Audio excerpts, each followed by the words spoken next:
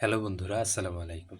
আজকে আমরা কথা বলবো যারা নার্সিংয়ে ভর্তি পরীক্ষা দিবেন বা বিভিন্ন বিশ্ববিদ্যালয়গুলোতে ভর্তি পরীক্ষায় অ্যাটেন্ড করবেন। ভিডিওটা তাদের জন্য। আমরা ইতিমধ্যে জেনেছি আগামী 25 এপ্রিল আমাদের নার্সিং ভর্তি পরীক্ষা অনুষ্ঠিত হবে। তো যারা বিএসসিতে পরীক্ষা দিবেন, নার্সিংয়ে ৩টা ভাগ আছে: বিএসসি, নার্সিং ডিপ্লোমা এবং ডিপ্লোমা ইন মিডওয়াইফারি। তো আমরা স্পেসিফিকলি কথা বলবো আজকে যারা ডিপ্লোমা ইন নার্সিং এবং ডিপ্লোমা ইন মিডওয়াইফারিতে আছেন তাদের জন্য। আপনাদের হাতে এখনও মোটামুটি প্রায় ২ মাসের মতো সময় আছে। তো এই সময়টাকে আপনি কিভাবে কাজে লাগাবেন? ফার্স্ট আপনি যে কাজটা করতে পারেন, এই মুহূর্তে আপনি যদি বেসিক স্ট্রং করতে যান, সেটা আপনার জন্য সময় ক্ষেপণ হবে। সেটা আপনার জন্য ফায়দাজনক নাও হতে পারে।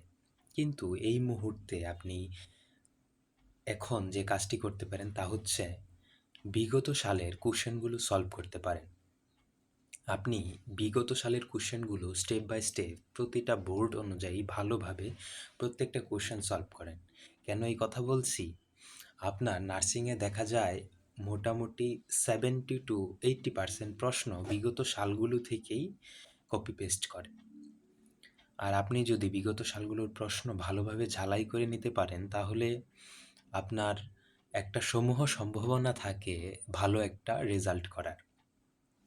এছাড়া আপনি বিষয়ভিত্তিক বিষয়গুলোতে একটু মনোযোগ দিতে পারেন। যেমন বাংলার টপিকগুলো আলাদা করে, ইংলিশের টপিকগুলো আলাদা করে, জিকে থেকে কী, কী আসতেছে এইগুলো আলাদা করে যারা কোচিং করেছেন তাদের আলাদা করেই পড়ানো হয়েছে। যারা এই মুহূর্তে কোচিং করেন নাই, শেষ মুহূর্তে আছেন, ভাবছেন কিছু একটা করবেন, কিছু একটা করা দরকার, নার্সিংয়ে চান্স পাওয়ার জন্য হলেও এই অ্যাডভাইসগুলো মানেন। নাম্বার 1, আপনি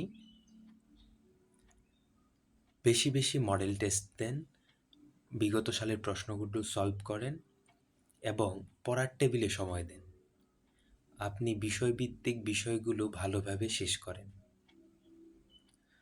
এগুলো মানেন, প্রচুর পড়াশোনা করেন, ইনশাল্লাহ হয়ে যাবে।